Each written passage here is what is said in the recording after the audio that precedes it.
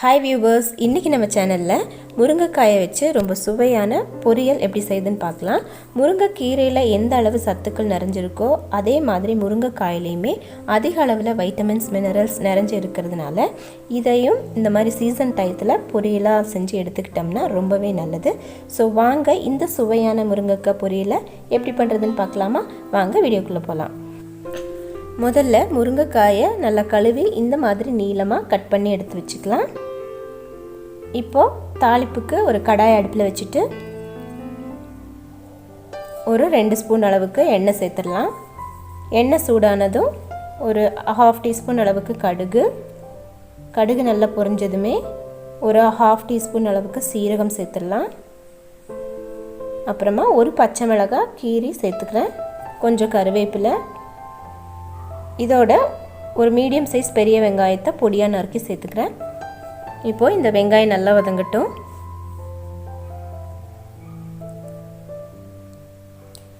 வெங்காயம் ஓரளவு வதங்கினதுக்கப்புறம் கூட கொஞ்சம் மஞ்சள் தூள், அப்புறமா நான் 1 ஸ்பூன் அளவுக்கு சாம்பார் தூள் சேர்த்துருக்கேன். அது கூடவே 1 ஸ்பூன் மிளகாய் தூளும் சேர்த்துருக்கேன். இப்போ இது ஆயிலில் ஒரு நிமிஷத்துக்கு ஃப்ரை பண்ணிடலாம். இப்போது ஒரு தக்காளியில் பாதி அளவு எடுத்திங்கன்னா போதும். ஒரு தக்காளி போட்டால் ரொம்ப புளிப்பாயிடும். ஸோ அரை தக்காளி இந்த மாதிரி பொடியாக கட் பண்ணி சேர்த்துக்கலாம். அதையும் இந்த எண்ணெயிலே நல்லா அது சாஃப்ட் ஆகிற வரைக்கும் வதக்கி விட்டுடலாம். இப்போது நம்ம வெட்டி வச்சுருக்க முருங்கைக்காயை இதில் சேர்த்துடலாம். இப்போ இந்த மசாலாவோட நல்லா அதை மிக்ஸ் பண்ணி விட்டுடலாம். இப்போ இந்த முருங்கைக்காய் வேகிறதுக்கு 1 டம்ளர் அளவுக்கு இது கூட தண்ணி சேர்த்துடலாம். தண்ணி சேர்த்து நல்லா கலந்த பிறகு இப்போவே இந்த முருங்கைக்காய்க்கு தேவையான உப்பையும் இப்போ சேர்த்துடலாம். அப்போ தான் இது வெந்து வரும்போது உப்பெல்லாம் நல்லா பிடிச்சு நமக்கு கரெக்டாக இருக்கும், ரொம்ப டேஸ்ட்டாக. ஸோ உப்பும் சேர்த்த பிறகு நல்லா கலந்துட்டு